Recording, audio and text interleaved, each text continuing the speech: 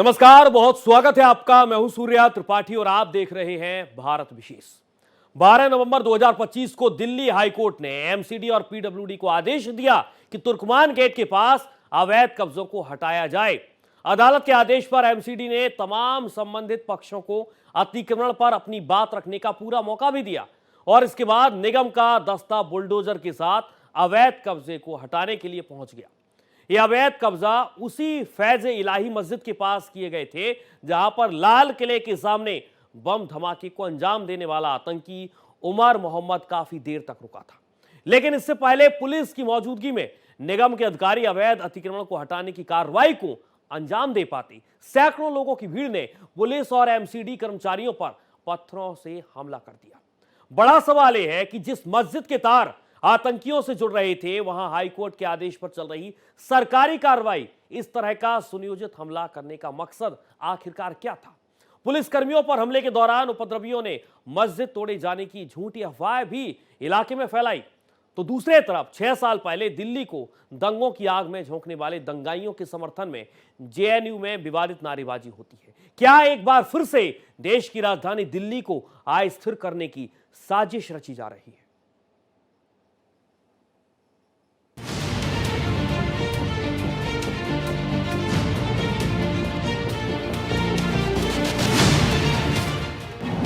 तुर्कमान gate बवाल।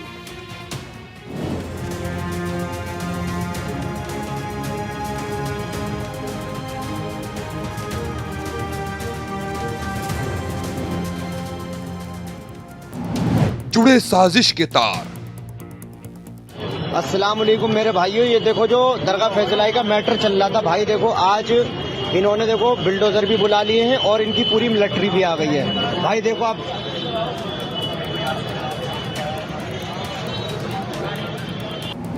JNU में नारेबाजी।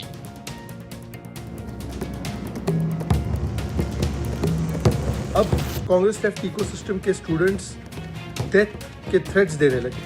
मतलब कि वो नारे लगा रहे थे जेएनयू में कि मोदी शाह की कब्र खुदेगी जेएनयू के कैंपस में। राजधानी पर आफत भारी।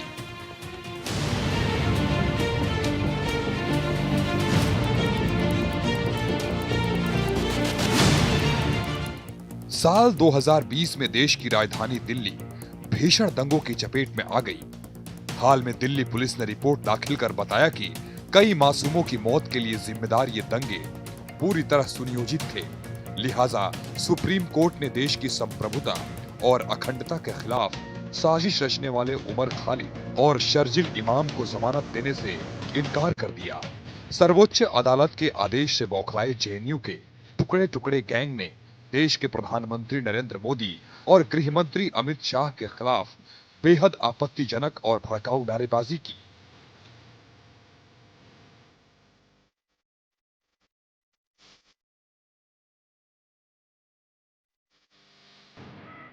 वहीं दूसरी तरफ चंद रोज पहले राजधानी दिल्ली लाल किले के सामने भीषण बम धमाके से लहूलुहान हुई थी।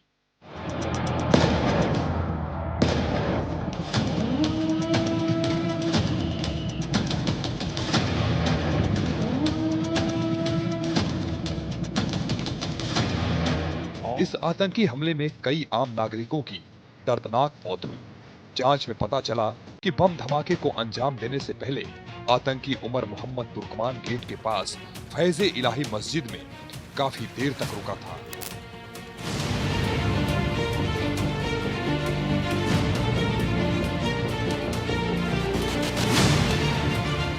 वहीं हाल में प्रशासनिक अमला इसी तुर्कमान गेट पर फैज़े इलाही मस्जिद के पास अवैध अतिक्रमण पर बुलडोजर चलाने पहुंचा तो सैकड़ों लोगों की भीड़ ने उन पर हमला कर दिया। चारों तरफ से पुलिस प्रशासन पर भीषण पत्थरबाजी की गई।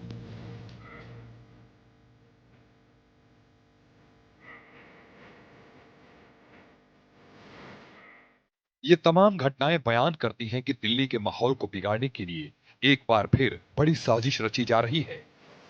अस्सलाम वालेकुम मेरे भाइयों, ये देखो जो दरगाह फैजलाई का मैटर चल रहा था भाई, देखो आज इन्होंने देखो बिल्डोजर भी बुला लिए हैं और इनकी पूरी मिलिट्री भी आ गई है। भाई देखो आप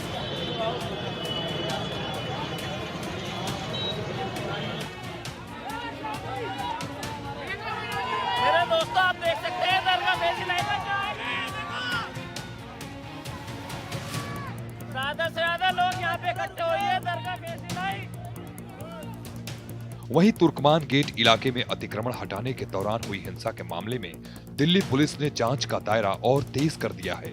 आधी रात को हुए इस बवाल में पुलिस कर्मियों पर पत्थर फेंके गए थे, जिसके बाद हालात बेकाबू हो गए। अब इस पूरे मामले की गहराई से जांच स्पेशल इन्वेस्टिगेशन टीम करेगी।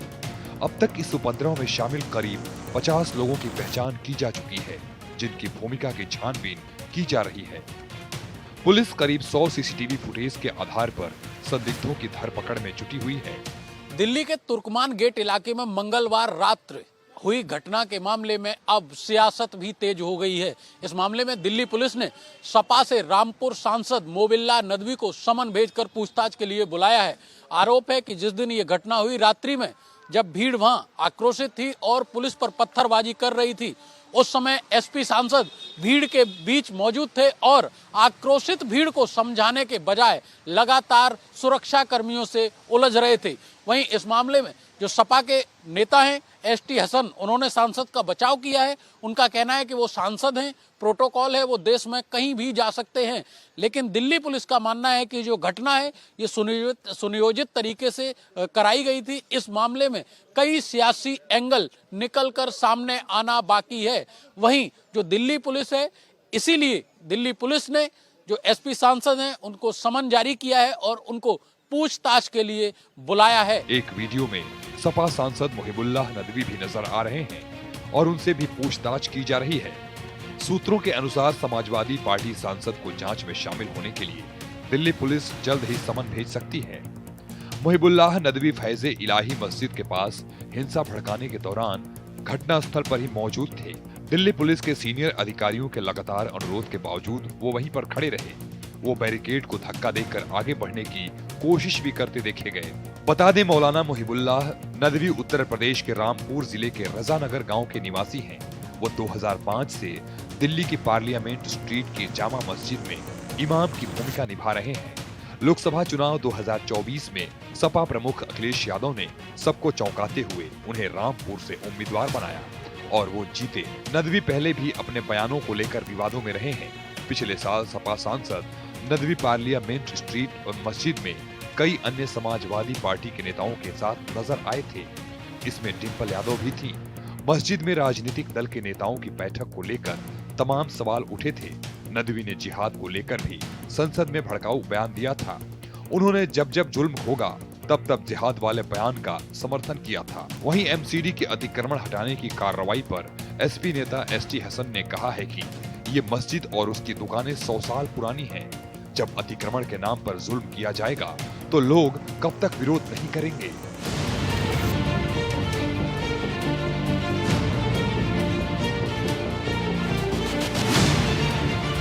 देखिए, 100 साल पुरानी मस्जिद और उसकी दुकानें, अतिक्रमण के नाम के ऊपर उत्पीड़न जो किया जा रहा है, तो आदमी कब तक आंदोलन नहीं करेगा।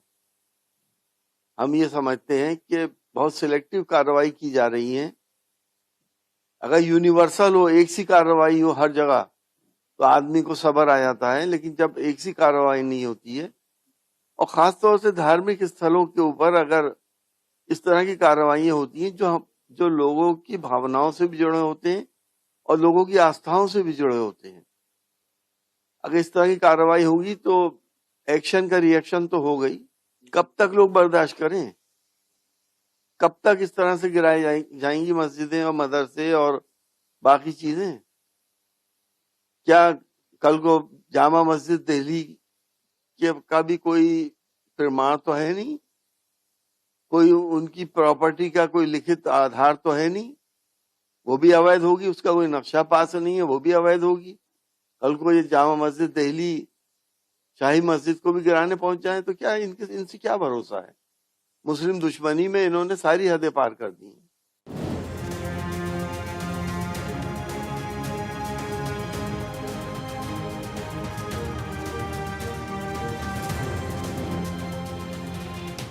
वहीं सपा नेता एसटी हसन के बयान पर बीजेपी के राष्ट्रीय प्रवक्ता नलिन कोहली ने कहा है कि सपा सांसद मुहिबुल्लाह नदवी देर रात मौके पर देखे गए।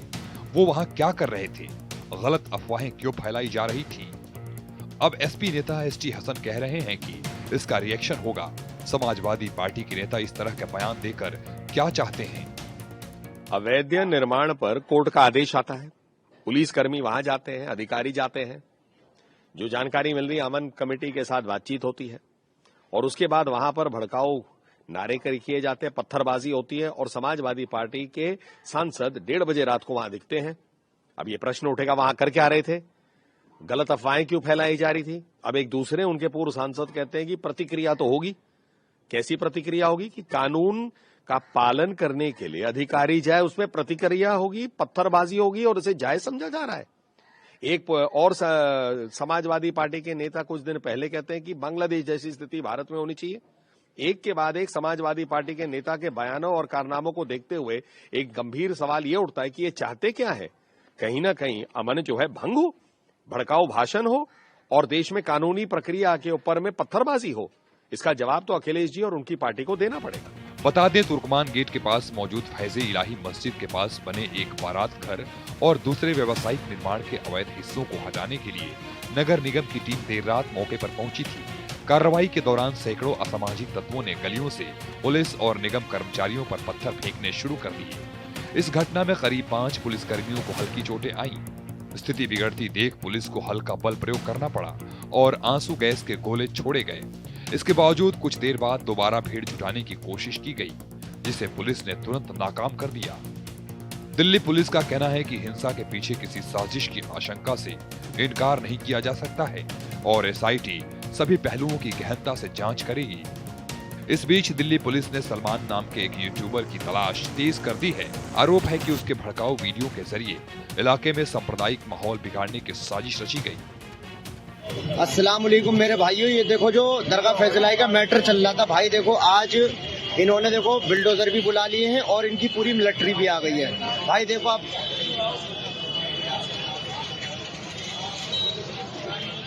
ये देखो हज मंजिल है तुर्कमान गेट पे, भाई साहब इनकी पूरी मिलिट्री भी लगी हुई है और ये मीडिया वाले आए हुए हैं।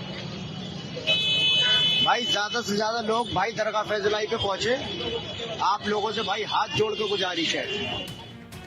दिल्ली पुलिस की जांच में सामने आया कि मौके पर हालात बिगड़ने से पहले सोशल मीडिया के जरिए लोगों को भड़काने की कोशिश की गई। कुछ लोगों ने ऐसे वीडियो बनाए और वायरल किए जिनमें ये दावा किया गया कि मस्जिद तोड़ी जा रही है और मुसलमानों को बड़ी संख्या में बाहर निकलना चाहिए। इन वीडियो में ये झूठा दावा किया गया कि मस्जिद को गिराने के लिए बुलडोजर लगाए गए हैं। इतना ही नहीं, लोगों से अपील की गई कि वे अपनी दुकानें बंद कर बड़ी संख्या में मौके पर पहुंचे।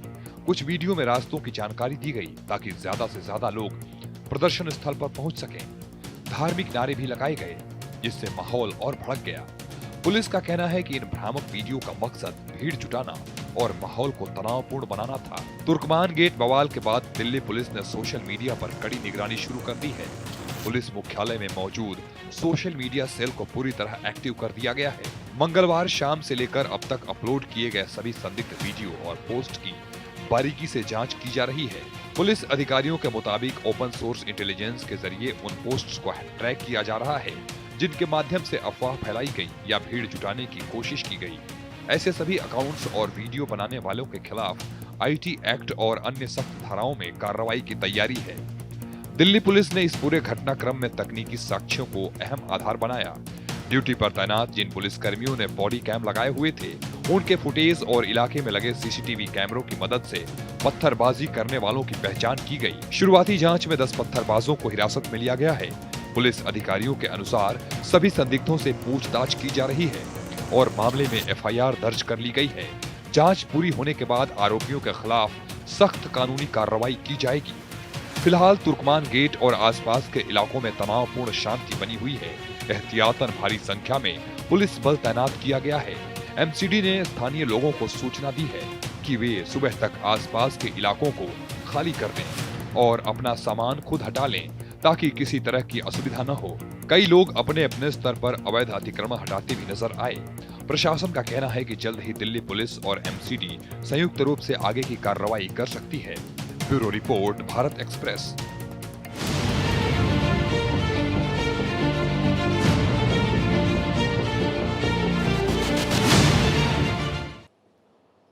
दरअसल तुर्कमान गेट के पास जब अवैध कब्जे को हटाने पहुंची सरकारी टीम पर पत्थरबाजी हो रही थी, तब मौके पर मौजूद समाजवादी पार्टी के सांसद मोहिबुल्लाह नदवी अतिक्रमण हटाने के खिलाफ बगावती तेवर दिखा रही थी और देखते ही देखते वहां करीब 2000 पत्थरबाज उपद्रवियों की भीड़ जमा हो जाती है।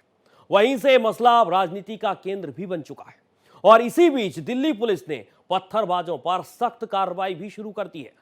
फरवरी 2020 में देश की राजधानी दिल्ली भीषण दंगों की चपेट में आ गई और उसके बाद में जांच एजेंसियों ने इन दंगों को बढ़ावा देने के लिए उमर खालिद और शर्जील इमाम के साथ उनके पूरे गैंग को सलाखों के पीछे पहुंचा दिया।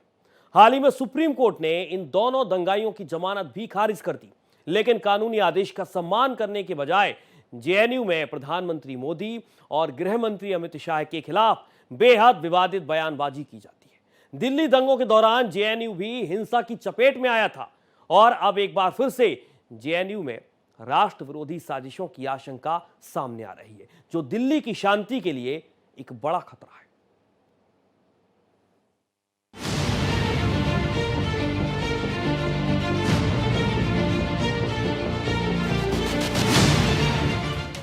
12 नवंबर 2025 को दिल्ली हाई कोर्ट की एक बेंच ने एक ऑर्डर पास किया।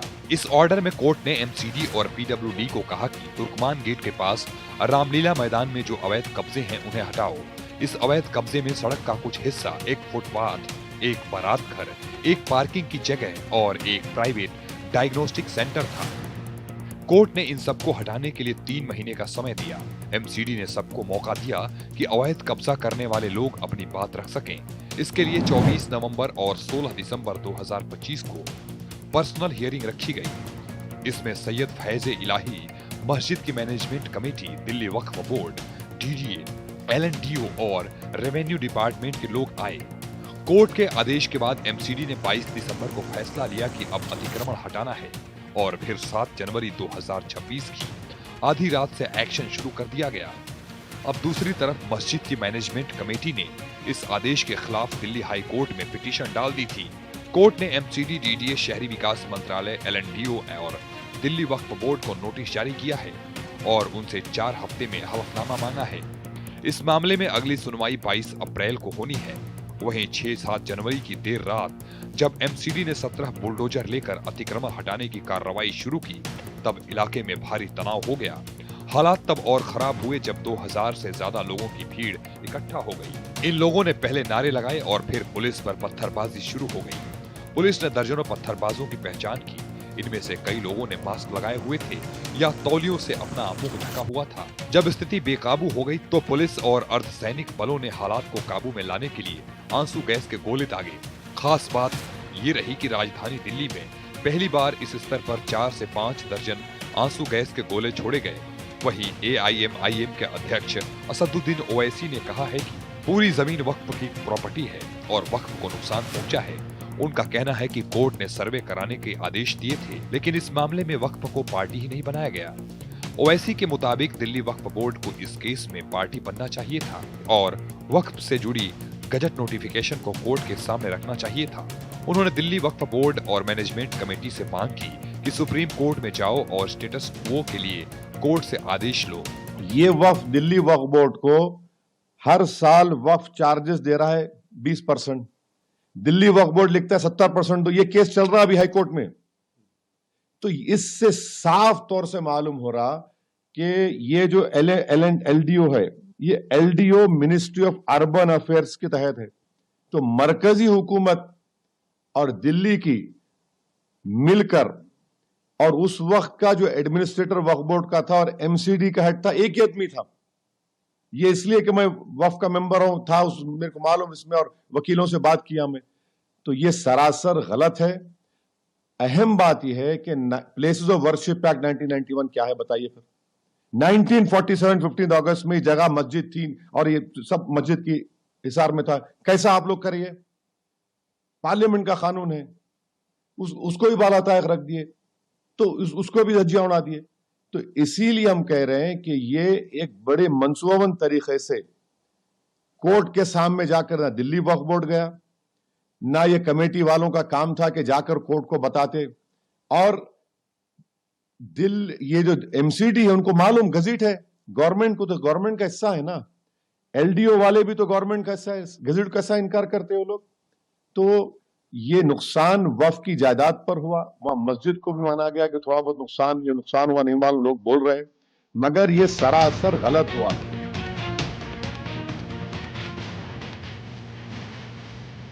वहीं कांग्रेस नेता सलमान खुर्शीद ने इस पूरे मामले पर प्रतिक्रिया देते हुए कहा कि मस्जिद बरकरार है और किसी भी तरह का कोई नुकसान नहीं पहुंचा है। हालांकि ये सामाजिक मामला था, इसलिए एक्शन लेने से पहले बातचीत करनी चाहिए थी। इस कड़ाके की ठंड में किसी को नुकसान नहीं पहुंचना चाहिए था। इस बारे में पहले ही विचार करने की जरूरत थी।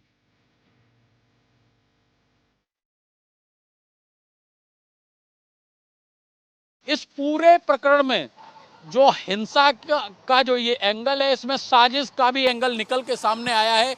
इसमें जो लोग गिरफ्तार हुए हैं उनसे पूछताछ में पुलिस को ये पता चला है कि ये जो हिंसा थी ये पूर्व सुनियोजित थी। जो लोग इसके साजिश करता हैं उनको ये पता था कि जो कार्रवाई है वो होनी है। अब इस कार्रवाई को रोकने के लिए जो ये हिंसा है इसको धार्मिक एंगल दिया गया। वीडियोस के जरिए ये अफवाह फैलाई गई कि जो ये मस्जिद है इसको तोड़ने के लिए जो दिल्ली के प्रशासन है वो पहुंचा है, मस्जिद को जमींदोज किया जाएगा। ये सुनने के बाद जो लोग थे वो भड़क गए और मसलन जो मंगलवार को हुआ वो पूरे देश ने देखा। इस पूरे घटना में एसएचओ समेत कई पुलिसकर्मी घायल हुए। अब इस मामले में जो प्रशासन है उसका एक्शन लगातार जारी है। जेसीपी मधुर वर्मा ने कहा है कि 100 से 150 प्रदर्शनकारियों ने पुलिस पर पत्थर फेंके और 5 लोगों को गिरफ्तार किया गया और हमारे पास अन्य प्रदर्शनकारियों की तस्वीरें भी हैं। करीब 100-150 के करीब उपद्रवी थे यहाँ पे, जिन्होंने पुलिस में पथराव किया और उनमें से 5 को काबू कर लिया गया और बाकियों की भी हमारे पास इमेजेस हैं, उन पे भी कार्रवाई की जाएगी। सर, चिन्हित किया गया है कुछ लोगों को? बिल्कुल चिन्हित किया गया है, क्योंकि हमारे पास बॉडी वॉर्न कैमरास थे, वहाँ पे उनकी इमेजेस आई हैं प्रोटेस्टर्स की। स्पेशली जो प्रोटेस्टर्स में जो ये स्टोन पेल्टिंग कर रहे थे, लगभग जो कि इमेजेस में आ रहा है करीब 40-50 के करीब। सर, गिरफ्तारियाँ कितनी हुई है? 5 गिरफ्तारियाँ। 5 गिरफ्तारियाँ हुई हैं। डिटेन और कितने लोगों को किया गया था? उसके अलावा भी करीब 10 से 15 लोग डिटेन किए हैं, 5 गिरफ्तार कर लिए। गिरफ्तारियाँ आगे हो सकती है और आइडेंटिफिकेशन के बाद? बिल्कुल आइडेंटिफिकेशन की जा रही है और further investigation inspector special staff कर रहे हैं सेंट्रल डिस्ट्रिक्ट के, और कॉन्स्पिरेसी का एंगल भी देखा जाएगा।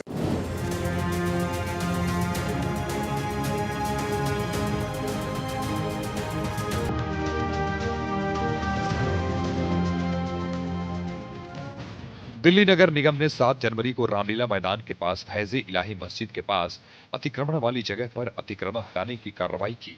अधिकारियों के मुताबिक दिल्ली हाई कोर्ट के निर्देशों के बाद इलाके में अवैध ढांचों को हटाने के लिए लगभग 17 बुलडोजर लाए गए। अतिक्रमण हटाने की कार्रवाई से पहले अमन कमेटी के सदस्यों के साथ कई कोऑर्डिनेशन मीटिंग हुई थी। हालांकि कुछ शरारती तत्वों ने पत्थरबाजी करके अशांति फैलाने की कोशिश की। Bureau report, Bharat express.